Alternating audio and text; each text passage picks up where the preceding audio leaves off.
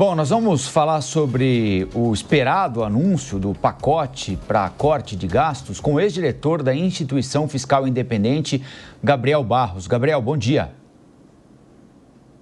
Bom dia, Colombo. Obrigado pelo convite. Prazer conversar com você e com a Lívia.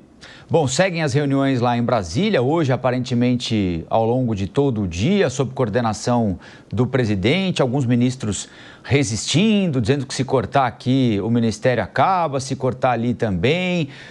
O que é esperado como suficiente? O que é que vai ser tratado como... Tem um valor imaginado pelo mercado que precise ser alcançado para que esse trabalho todo intelectual, esse esforço político que vem sendo produzido, tenha efeito na prática, Gabriel? Tem sim, Colombo.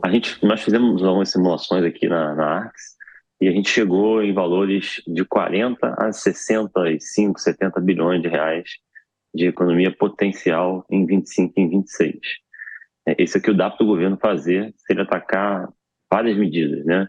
De fato, tentar endereçar parte do estrutural, né? Existe um desafio estrutural nas contas públicas, se o governo de fato implementar isso e adotar outras medidas em complemento a medidas estruturais, né? Medidas mais temporárias, a gente está falando em 25 dos 40 bilhões e para a gente ser alguma coisa em torno de 65 a 70 bi.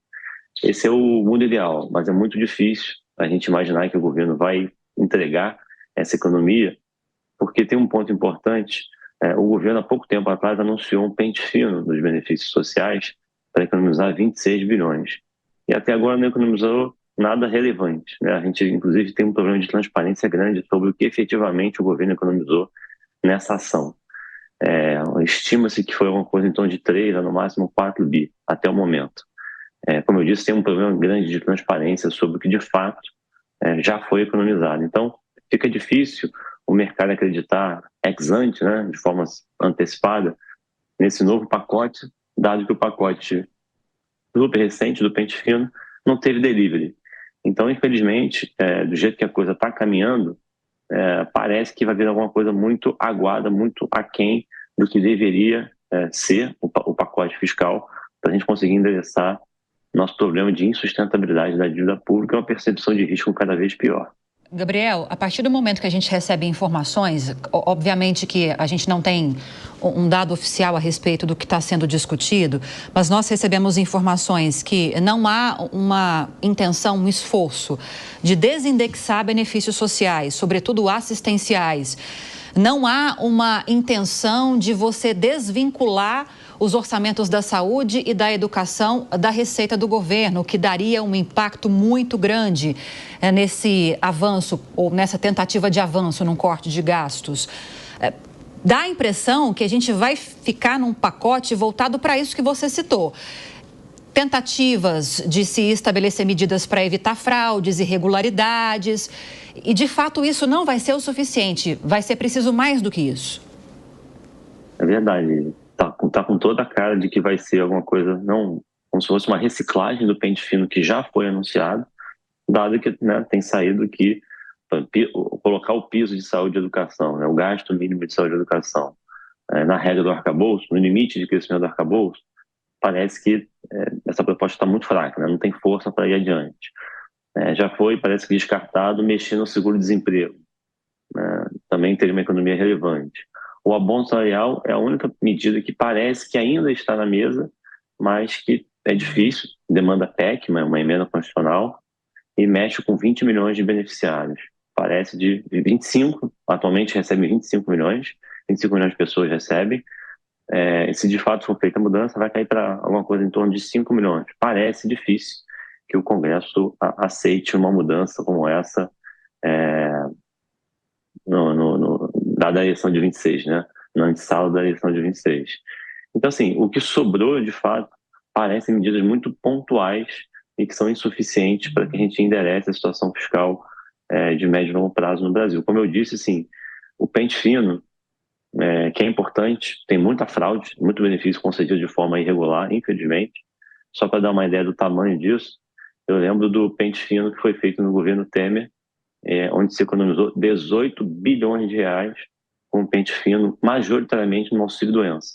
que é uma rubrica que mal aparece nas contas da Previdência, de tão, entre aspas, insignificante que ela é, mas a fraude era tamanha que você economizou 18 bilhões. Então, tem muita gordura, tem muito espaço para cortar despesa, inclusive na parte de irregularidade, combate à fraude, mas o governo não tem mostrado capacidade de entrega. Esse é o problema. Vilela? Bom dia. Gabriel, diante desse quadro, dessa dificuldade que o governo tem de promover cortes nos seus gastos, mesmo se conseguir eventualmente alcançar esse corte ao longo desse ano, existe a expectativa de que no ano que vem, por exemplo, também sejam necessários cortes nesse sentido. Pode-se dizer que não adianta, enquanto não fizer reformas estruturais, cortes estruturais, o governo ano a ano vai ter que mexer nos seus gastos e com isso acaba enfrentando até dissabores mesmo do ponto de vista político, do ponto de vista social? Bastante segurança. A gente precisaria, no fundo, resgatar a essência da proposta que foi feita no governo anterior pelo ministro Paulo Guedes, que foi chamada de DDD, né, que é o pacote DDD, que você desvincula, desindexa e desobriga. A gente tem que caminhar nessa direção. O orçamento ele é muito indexado, a gente precisa rever essa indexação, só para a gente ter, né, dar uma ideia de números, aproximadamente 95% da despesa do governo está carimbada. Justamente por isso que é tão difícil endereçar essa situação fiscal sem atacar de fato os problemas estruturais. Numa régua não é comparada, se a gente for olhar com outros países, o Brasil é um ponto fora da curva em termos de rigidez orçamentária. Então, se não endereçar a situação estrutural, a gente não vai conseguir resolver o problema. Vai ser difícil a gente ver um alívio no dólar, a curva de juros, a cada semana ela fica mais inclinada, fica mais alta. Então, não tem atalho para a gente resolver a situação fiscal. A gente precisa, de fato, aprovar medidas estruturais. E a boa notícia é que, assim, se o governo tiver convicção e vontade de fazer acontecer, é possível. Tem um cardápio bastante grande de medidas que poderiam ser adotadas. Basta ter convicção. Bom, quero agradecer ao Gabriel Barros, ex-diretor da Instituição Fiscal Independente. Muito obrigado pela entrevista e bom dia. Eu que agradeço. Bom dia. Agora 8h51. Repita. 8h51. Obrigado a vocês, pessoal. Obrigada.